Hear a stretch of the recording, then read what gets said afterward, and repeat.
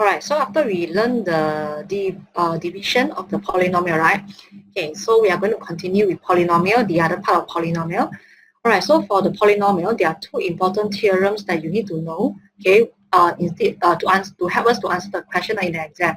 There are two types of theorem that we are going to use it very, very frequently. The first one is the remainder theorem, and also another one will be the factor theorem.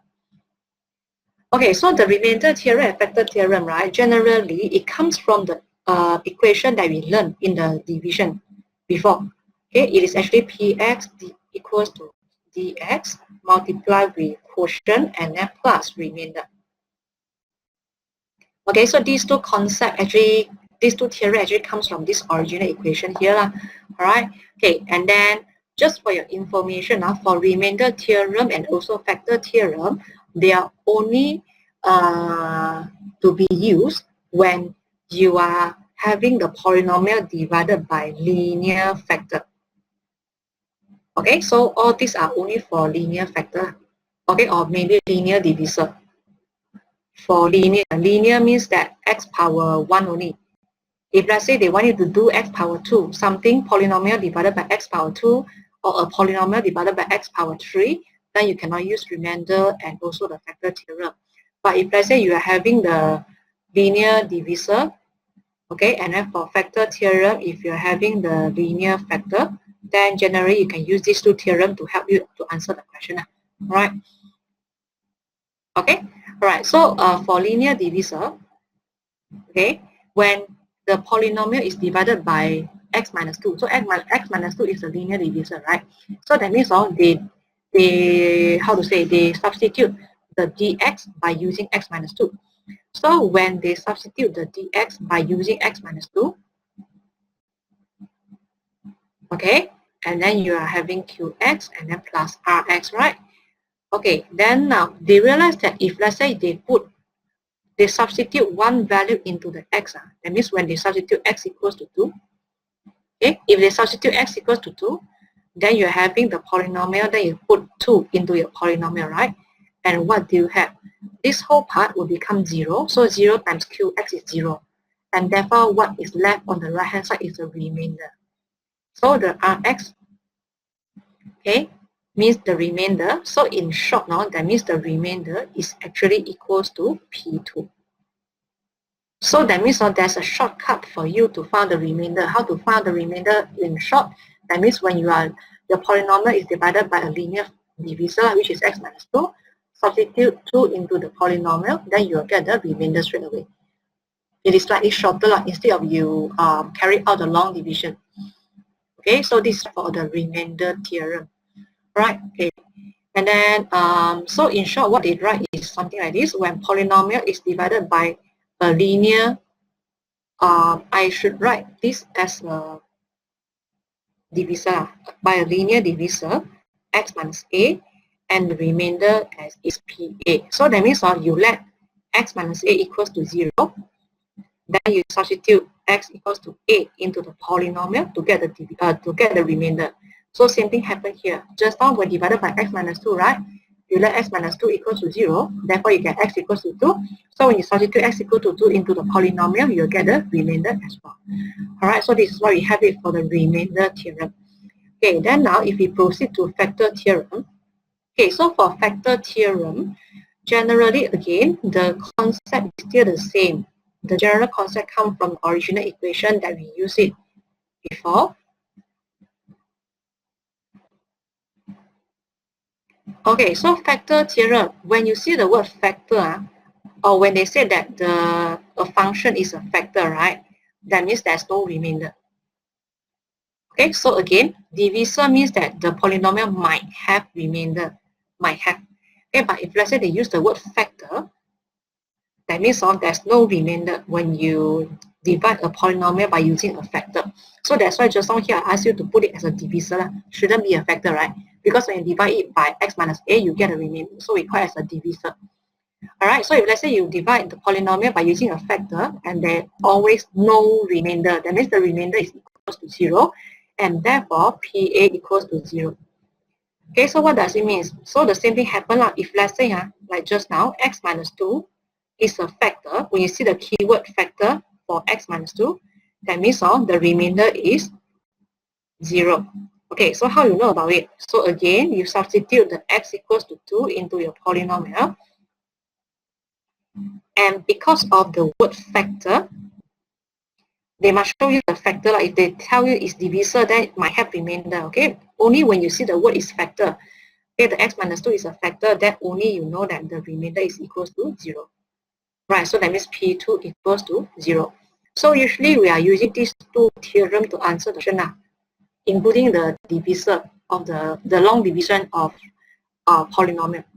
All right, so by using these three concepts, generally you can answer most of the question for polynomial already. Okay, so I will show you how we do it now. So this part actually is not hard. For polynomial part, it's not hard at all. Okay, you need to know the long division, and then you need to know these two theorems. Then you can actually answer the question and get the answer quite easily. All right, okay, so we have a look for example 7.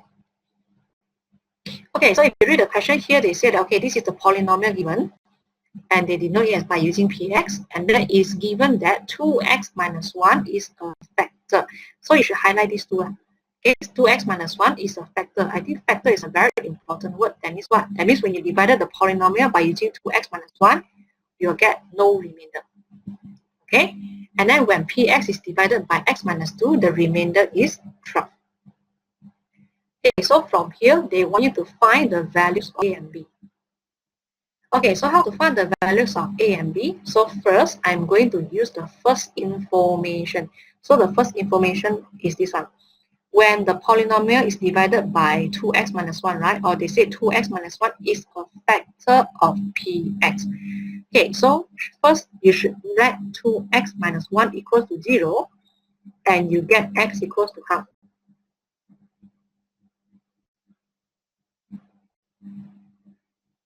Okay, so of course you don't need to write this in the exam, right? But it's just for your understanding. So because of the word factor, you know that when you substitute the value half into your polynomial, it is equals to 0.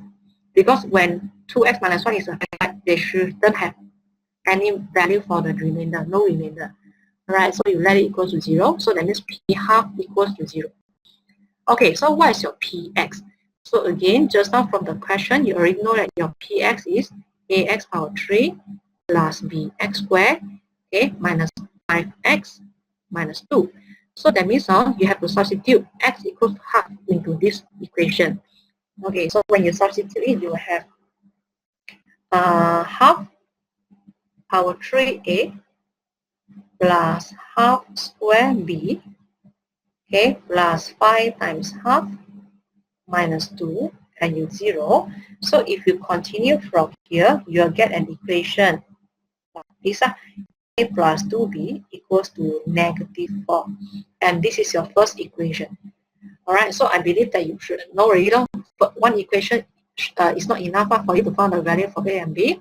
Then now you need to continue further for the second information. So the second information is this one. When px is divided by x minus 2, the remainder is 12. So you let x minus 2 equals to 0. That means you have to substitute the value x equals to 2. So that means when you substitute 2 into your polynomial, what do you have? The value is 12 because the remainder is 12. Just now is equals to 0 because of the word factor. Factor means that there's no remainder. Alright, so when divided by x minus 2, you have the remainder, which is 12. So you let it equal to 3. This is the remainder theorem.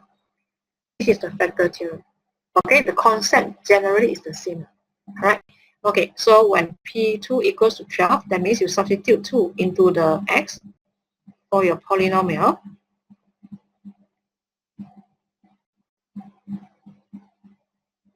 Okay, then if you continue from here, you should be able to get another equation, which is a 2ab equals to 1. So this is your second equation.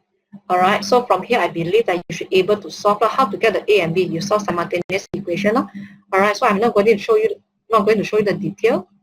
Okay, so you find out yourself what's the value for a and what's the value for b. A, you should get negative 2, and then b, you should get negative 3. So you should get this as the value for a and b.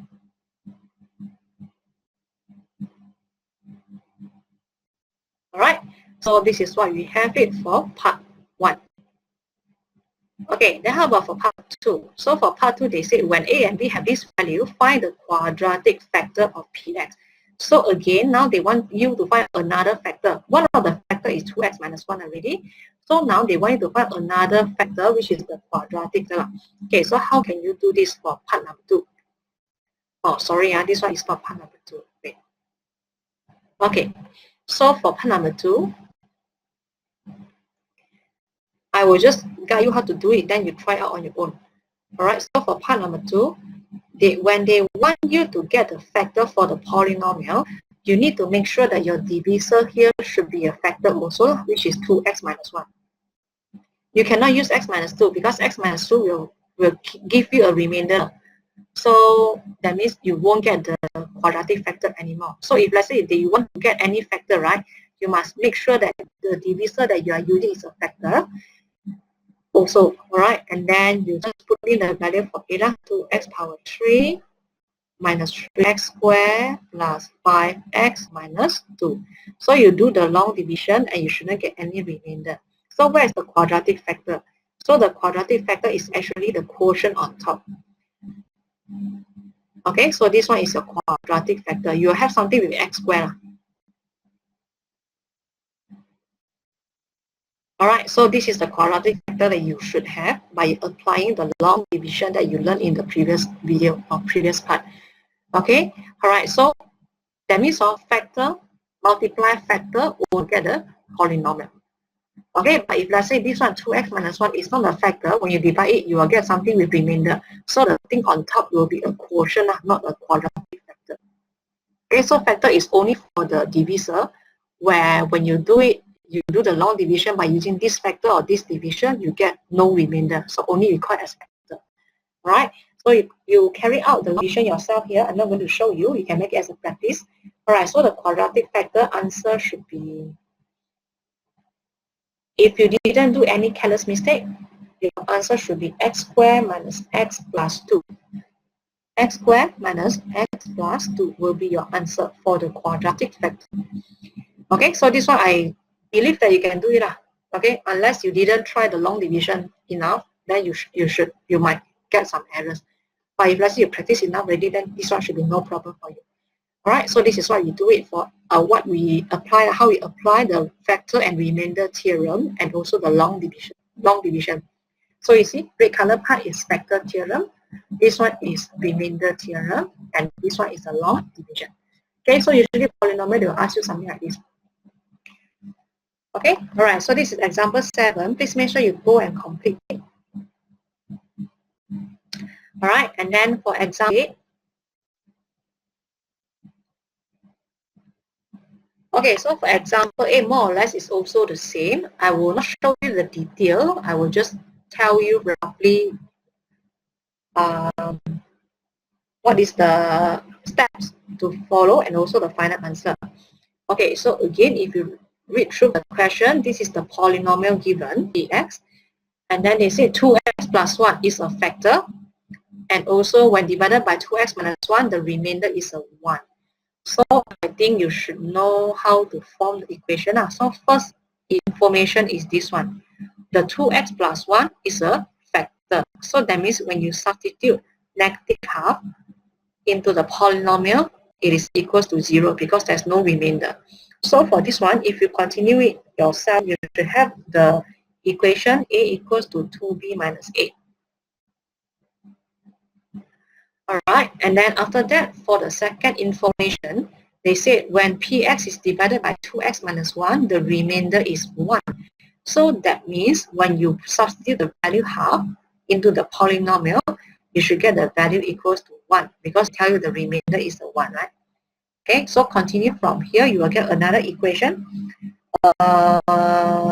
This equation should be half 1 over 4a plus half b equals to negative 3, I think. So this is the second equation. Alright, then after that, I think you should know what to do. You solve simultaneous equation again. And then try and see whether you get a equals to negative 10 or not. And also b equals to negative 1. Alright, so this is something that you should know. Okay, something that you should get for part 1. Okay, then after that, you continue for part number 2. Okay, so for part number 2, when A and B have these values, find the remainder when px is divided by 2x minus 1. So I think this one should be no problem. You can apply long division if you want. If you don't like, then you can apply the comparison method that you learned before as well. Depends on what method you prefer. Okay, then for me, maybe I will suggest you use 2x minus the long division. So I will have 2x squared plus 0x minus 1. Then I carry out the long division. Okay, then if you didn't make any careless mistake, the remainder for this one should be 3x minus 2.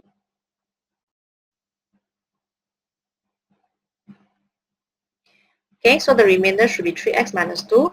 Please make sure that you get it correctly.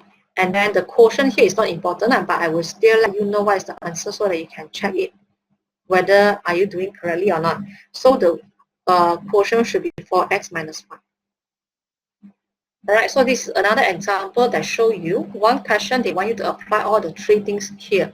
Factor theorem, remainder theorem, and also the long division. Okay, so this is what we have for example 8. Alright, okay, then now if no problem, then we continue further to example 9. Okay, so for example now if you read the question again, so they tell you that this is the polynomial and that it is px. The result of differentiating px with respect to x is denoted by p prime x. Okay, so now they try to mix or connect or link right, this question with differentiation that you learned before. P prime or f prime means that differentiation, right? Okay, so p prime x means the differentiation of this. Okay, then now what they tell you is it is given that x plus 2 is a factor of px and also is a factor of p prime x. So find the value of a and b. Okay, so we will start with the first information first. First information is x plus 2 is a factor of px. Okay, so when you want to use this information to form the equation, all right, so you can have a look here. This is the original px, right?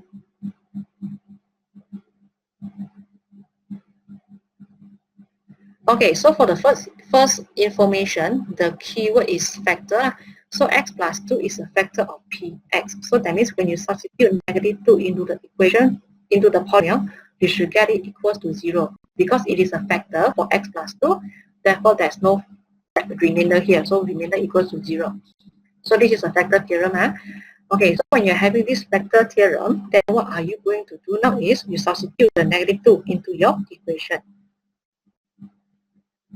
Alright, so again, you will get actually one equation in terms of A and B. Okay, so if you continue further, I think you should have something like this. 4A minus 2B equals to 20. So this is the very first equation. Okay, then after that, for the second information is x plus 2 is also the factor of p prime x. So first of all, you need to know what is p prime x first. So the p prime x means that the differentiation of this polynomial. So can you differentiate all this polynomial? I think it's very easy, right? So differentiation is 6x squared plus 2ax plus b. Differentiate this one, you get 6x squared. Differentiate ax squared, you get 2ax. And then differentiate bx, you get a b. Differentiate a number, you get a 0. Okay? So because x plus 2 is also a factor of p prime x, so which means that if you substitute negative 2 into the p prime x, you also get a 0. Right? Okay? And after that, from here, if you continue correctly, you should be able to get the equation, which is 4a minus b equals to 24, if I'm not mistaken. So this is the second equation. Alright, so if you continue further to solve simultaneously, you should get the value a equals to 7 and b equals to 4. Alright, so this is something that you should get. Okay, so For this one, it is a bit special, a little bit special because of they try to link it with the differentiation. But you see the differentiation is also very simple. Okay? Alright. And after that, for part number, when A and B have this value, they want you to factorize the Px completely. Okay, so again, the word factorize is important, is the keyword again. So factorize comes from the word factor. So to factorize the polynomial correctly, what you need to do is you need to get the factor for this polynomial first. Okay, so what we do is something like this. A is 7, right? This is my polynomial.